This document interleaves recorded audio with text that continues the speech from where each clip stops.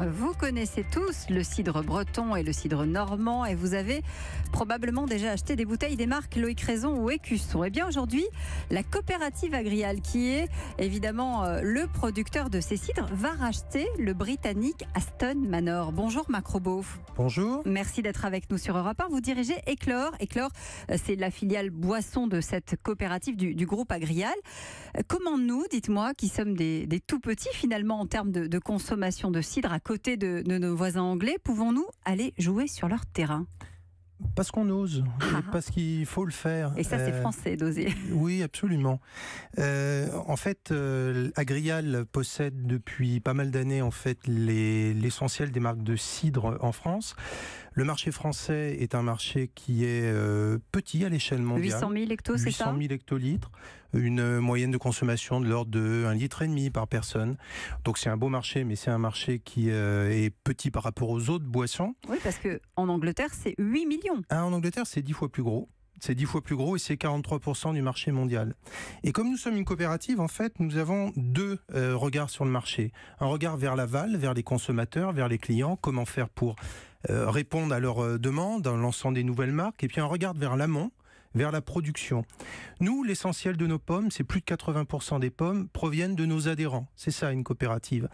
Et quand on regarde en fait ce que nous produisons et ce que nous achetons à nos adhérents, on s'aperçoit que le marché français ne nous permet pas d'écouler, de valoriser toutes les pommes. Et c'est la force de la coopérative, c'est de se dire, à un moment donné, qu'est-ce qu'on fait et pourquoi ne pas aller dans le plus gros marché à côté ? Oui, parce que nous, on fabrique du cidre français 100% pommes. En revanche, les Anglais, eux, n'ont que 30% de pommes à l'intérieur de leur cider. C'est ça, c'est pas la même fabrication. Je vois que vous êtes très bien informé. Il y a effectivement une différence entre le cidre traditionnel à la française, dont la fermentation provient uniquement de pommes. Peu de gens le savent, mais une bouteille de cidre, c'est 12 pommes, de la passion, du savoir-faire et c'est tout. Dans les marchés britanniques, et d'ailleurs dans d'autres marchés internationaux, ce qu'on appelle un cider, il y a une quantité minimum de pommes. Au Royaume-Uni, c'est 30%. Ils peuvent en mettre plus, mais il en faut 30% minimum. Et le reste, c'est du sucre, etc. Donc c'est une manière pour nous, Français, de retrouver là-bas des débouchés, finalement, de s'installer sur un marché et d'écouler nos pommes. Exactement, c'est une manière de faire deux choses. Pour nos adhérents agriculteurs, une façon d'écouler des pommes sur le plus gros marché du monde. Et puis pour les agriculteurs aussi, regarder des nouvelles marques qui peuvent servir à l'étranger, en France ou dans nos réseaux export. C'est intéressant parce que c'est aussi finalement la suite de belles histoires. Je pense à Loïc Raison, c'est 1923 à Domanier. Écusson, c'est encore plus vieux, 1919 en Normandie à Livaro. Finalement, ça s'inscrit dans le futur aujourd'hui.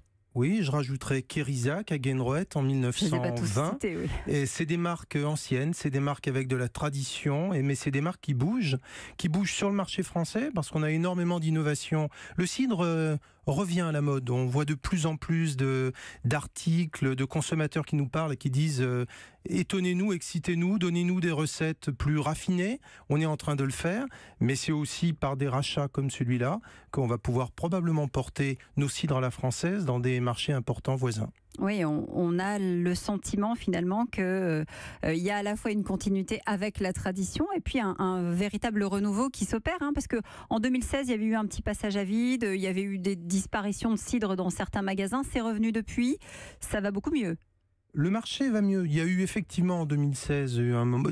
D'ailleurs, le marché du cidre est un marché qui a dans les dernières années subi une légère érosion. Mais encore une fois, est-ce que c'est inéluctable ? Non, vraiment pas.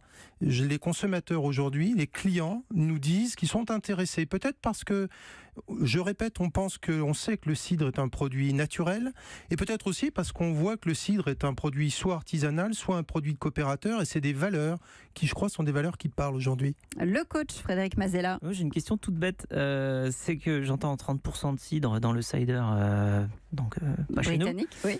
C'est quoi le reste ? Alors, c'est 30% de pommes. Et derrière, c'est ce qu'on appelle de la chaptalisation, c'est-à-dire qu'on produit de la fermentation à partir de sirop de glucose, de sucre. En France, 100% de la fermentation provient de la pomme, pour faire un cidre doux, brut ou traditionnel. Le site français est beaucoup plus sain. Le site français est beaucoup plus pomme, donc moi j'adore Naturel. les pommes. Oui. Naturel. Pomme ou Donc poire ça. d'ailleurs, hein, parce qu'il y a des, il y a Poire des aussi, cidres vous de faites poire bien de me aussi. corriger. Alors Absolument. avec ce rachat, il va se passer quoi? Nos pommes vont se retrouver dans le cider anglais? Ouais, alors on va avoir de la pomme française qui va partir, c'était effectivement la logique de la coopérative, une des logiques de la coopérative. Il y aura de la pomme française qui va partir dans les ciders anglais. Il y aura probablement des Remarquez cidres. Ce sera écrit? Non, ça se sentira au goût, Ah bon. probablement. Les Anglais vont enfin boire du bon cidre, grâce à vous. Non, C'est ça. les produits qu'on rachète, faisons cocorico, vous avez raison, mais par ailleurs, les produits qu'on rachète dans cette société Aston Manor, qui est une société qui fait 150 millions d'euros de chiffre d'affaires, qui a 25-26% du marché anglais, sont des produits d'excellente qualité, et c'est pour ça qu'on les rachète aussi. On rachète une société, un, pour sa taille, mais deux, pour sa capacité à faire des produits de qualité qui sont dans nos standards. Mais donc, effectivement, la première chose pour répondre à notre coach, c'est des pommes françaises. La deuxième chose, ça va être probablement des produits français et probablement peut-être des produits britanniques qu'on va mettre dans nos réseaux en dehors du Royaume-Uni, puisque cette société fait 95% de son chiffre sur le Aux Royaume-Uni. États-Unis aussi, hein, elle a des parts de marché. Elle a des parts de marché, mais qui doivent être améliorées. Et nous sommes déjà présents aux États-Unis, puisque la coopérative a racheté, il y a quelques années, déjà des cidriers de taille artisanale dans certains États, dans l'État de Washington par exemple, et des sociétés en Californie qui font des produits à base de pommes bio. Et c'est donc l'arrivée de Loïc Raison et des cidres écussons, d'une certaine manière, sur le marché britannique avec ce rachat d'Aston Manor. Merci Marc Robot d'être venu nous en parler aujourd'hui sur Europe 1.